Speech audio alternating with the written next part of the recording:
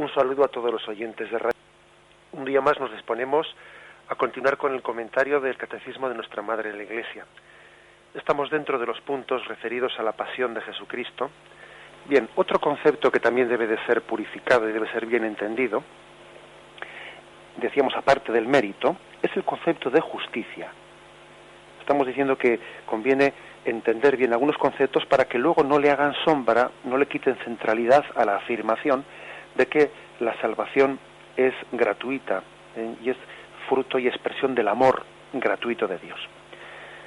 En el marco de las relaciones entre Dios y el pueblo, el concepto de justicia adquirió una significación religiosa. En virtud de la alianza, a Israel se le pide un comportamiento conforme a la ley de Yahvé. Y por su parte Yahvé se compromete a intervenir en favor de su pueblo. La alianza consiste en: vosotros cumpliréis mi ley y yo, a cambio, me comprometo a ser vuestro Dios, a estar siempre, a intervenir en favor del pueblo. En este sentido, el pueblo practica la justicia cuando cumple sus deberes para con Dios, y Dios es justo guardando las promesas de salvación para su pueblo. Ese es el primer concepto de justicia que vemos en la Sagrada Escritura. Es una justicia de Dios que implica también la retribución del piadoso y el castigo del impío. Pero va más allá de esto. Poco a poco en la Escritura se va avanzando en el concepto de justicia, puesto que Dios es un Dios comprometido en favor de su pueblo. Y a partir de lo que se llama Deutero-Isaías, que quizás para los que no hayan oído esta palabra, se le llama Deutero-Isaías, a la parte final del libro de Isaías, a partir del capítulo 40, del 40 al 55, pues es ya una parte del libro de Isaías escrita más tarde. Pues bien, a partir ya de ese momento del Antiguo Testamento, porque recordad que dijimos que el Antiguo Testamento no está escrito en la misma época, sino que hay una evolución dentro de él, hay muchos siglos, desde el primer libro del Antiguo Testamento hasta el último. Y a partir de esta parte del Deutero Isaías, se va adquiriendo un concepto, más purificado del concepto de justicia. Ya en este libro, justicia y gracia son dos conceptos intercambiables, casi sinónimos, ¿no? Justicia y gracia, justicia y santidad. De manera que si uno no se da cuenta de esto, muchos pasajes de la Sagrada Escritura le pueden pasar incomprensibles, ¿no? La justicia de Yahvé aparece como la obra salvadora en orden a restaurar el pueblo de la alianza. Este matiz, la razón de este matiz está en el hecho de que se ha puesto en evidencia el fallo radical del pueblo, mientras que aparece con mayor fidelidad, con mayor luz la fidelidad de Yahvé. Es decir, había un plan primero, ¿no? Que la justicia consistía en decir, bueno, tú cumple mis mandamientos y yo me comprometo a estar siempre contigo. Pero claro, en la medida en que el hombre no cumple la primera parte del trato, ¿qué hace Dios? Como tú no has cumplido la primera parte del trato, yo tampoco cumplo la segunda. ¿Se rompe el contrato? Pues no. Precisamente el concepto de justicia se va purificando y diciendo, aunque tú no cumplas la parte de tu trato, yo cumplo la parte del mío. Y yo te amo por justicia, es decir, por gracia, por santidad. Esta creo que es algo importante para que entendamos muchos pasajes de la Sagrada Escritura. Fijaros, por ejemplo, en el Salmo 89, versículo 15, donde se dice: justicia y derecho son la base de tu trono, amor y verdad ante tu rostro marchan. Y se van equiparando ambas cosas, justicia y amor, justicia y gracia. La justicia tiene también, el sentido de un don de Dios que, aunque no deja de ser obra humana y exige cooperación, se remarca en él sobre todo ese concepto de gratuidad.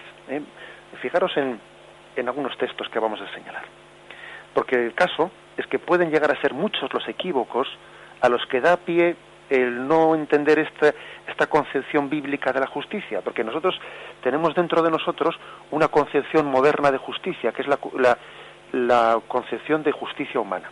Y por ejemplo, si uno no entiende bien esto, vamos a Romanos 3:25 y se arma un lío, porque allí dice: a quien Dios exhibió como instrumento de propiciación por su propia sangre, mediante la fe, para mostrar su justicia, habiendo pasado por alto los pecados anteriormente. Claro, y uno dice, a Jesús Dios le exhibió como instrumento de propiciación por nuestros pecados para mostrar su justicia.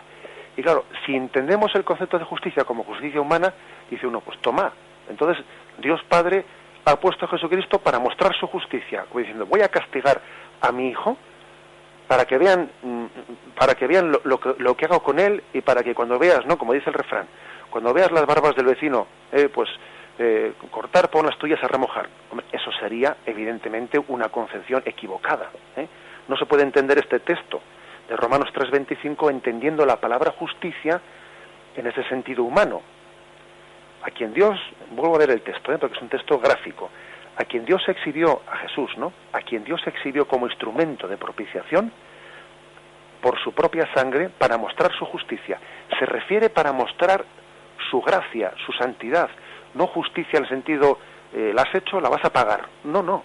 Porque llega un momento en que la Sagrada Escritura, a partir del Deutero Isaías, el concepto de justicia es sinónimo a concepto de gracia, de amor gratuito. Y así uno entiende, tiene muchos pasajes de la Sagrada Escritura que si no son incomprensibles.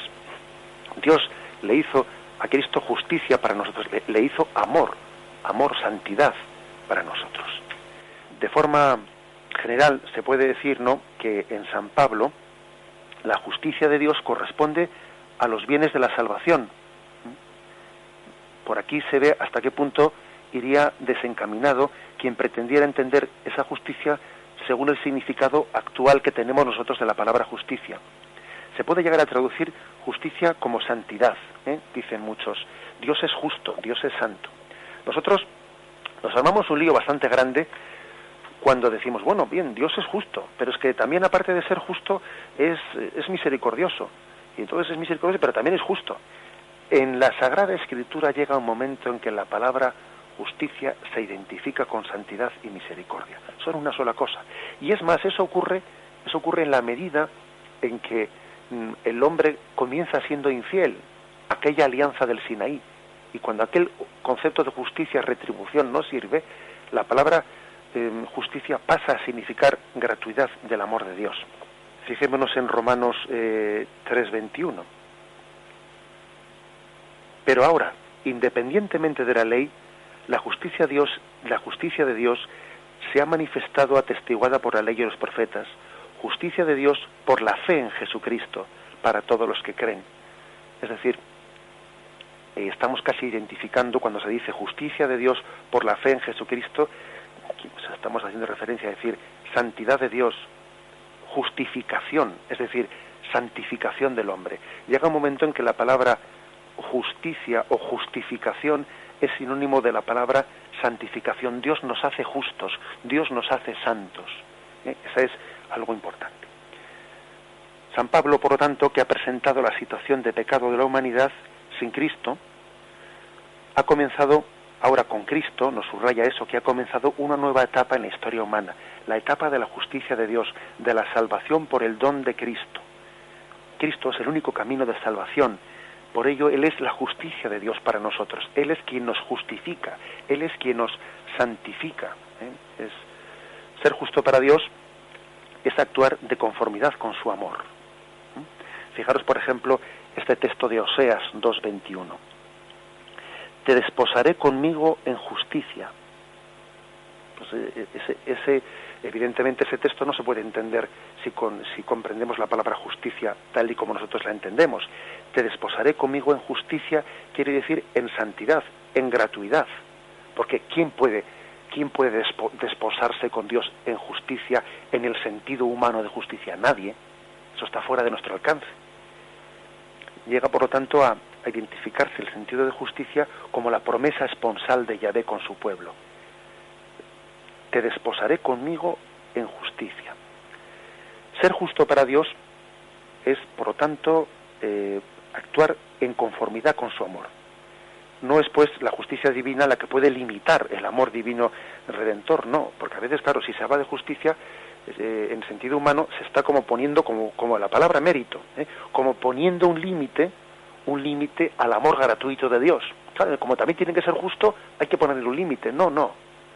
El concepto auténtico bíblico de justicia no le pone un límite al amor de Dios. Todo lo contrario. Todo lo contrario.